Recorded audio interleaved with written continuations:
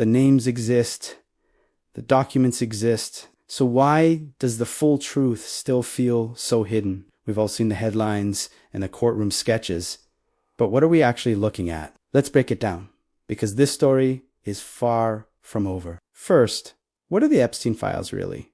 It's not one single list. It's a messy collection of thousands of pages from different legal battles. We're talking court records from civil lawsuits filed by victims, depositions, flight logs from his private jets, and crucial documents from Ghislaine Maxwell's trial. A huge part of this is the lawsuit Virginia Giuffre filed against Maxwell back in 2015. Many of the recently unsealed documents come from that case. So when you hear about the list, it's really a mix of different pieces of a much larger, darker puzzle. It's important to understand that some of this information was officially released by courts, while other parts remain sealed, hidden from public view for very specific legal reasons. This distinction is key to understanding what we know versus what we think we know. Now, let's talk about the names. This is where things get really complicated, and it's why we need to be careful. You've probably seen lists of famous people circulating online, but here, the critical point. Just because a name appears in a document doesn't automatically mean that person is guilty of a crime. Their name could be there for countless reasons. Maybe they were a potential witness, were mentioned in passing by someone else, or simply flew on one of his planes without any knowledge of the horrific activities taking place. The documents include testimony from victims, employees, and associates. Sometimes,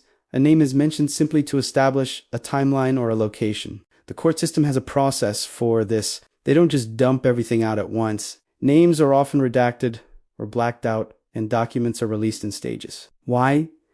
The main reason is to protect victims and witnesses who haven't come forward publicly. Releasing their names could put them in danger or expose them to harassment. Another reason is to avoid jeopardizing ongoing investigations. If law enforcement is still building a case against someone, releasing all the evidence prematurely could allow that person to destroy evidence or flee. So, while the delays are frustrating and can fuel suspicion, there are often legitimate legal reasons behind them. But that doesn't mean we shouldn't question it. So, with all these documents out, what's still missing? A lot, actually. And this is what keeps the story alive. The biggest missing piece is the full unredacted client list. We have names, but not the context or the full scope of their involvement. We're also missing the full testimony from many key figures. Some evidence remains sealed permanently, locked away by court order. The official reason is often, again, victim protection or national security concerns, but it's impossible to ignore the role that power and influence play. When you're dealing with some of the wealthiest and most connected people on the planet, they have access to the best lawyers money can buy. These legal teams are experts at using the system to delay, obstruct, and keep information buried.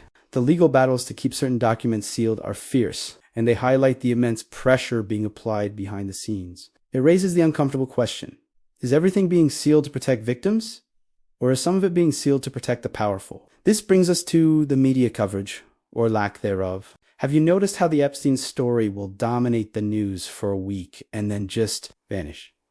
This is a classic example of how modern media attention cycles work. A big document dump happens. Everyone scrambles to cover the most sensational headlines, and then the next big story comes along, and the world moves on. This creates a huge amount of public confusion. People get a flood of shocking information, but no time to process it or understand the details. Then, when the coverage stops, it feels like it feeds that gut feeling that something isn't right, that the full story is being deliberately swept under the rug. This inconsistency in reporting leaves people feeling distrustful not just of the legal system, but of the media itself. It makes it hard to distinguish between credible journalism and wild conspiracy theories, because sometimes the truth feels just as unbelievable. So, after all these years, why does this case still matter so much? Because it's about so much more than just one man and his island.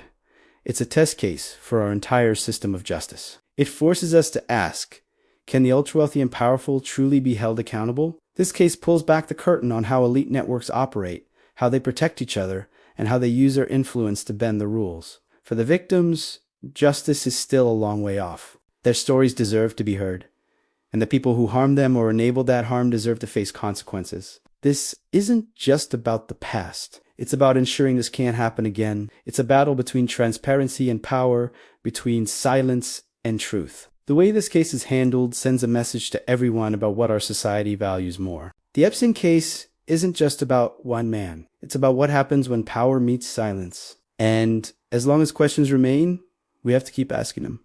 Thanks for watching. The pursuit of truth can be a long and difficult road, but it's one we have to walk together. If you found this breakdown helpful, please share it and subscribe for more deep dives that separate fact from fiction. What do you think is still being hidden? Let me know in the comments below.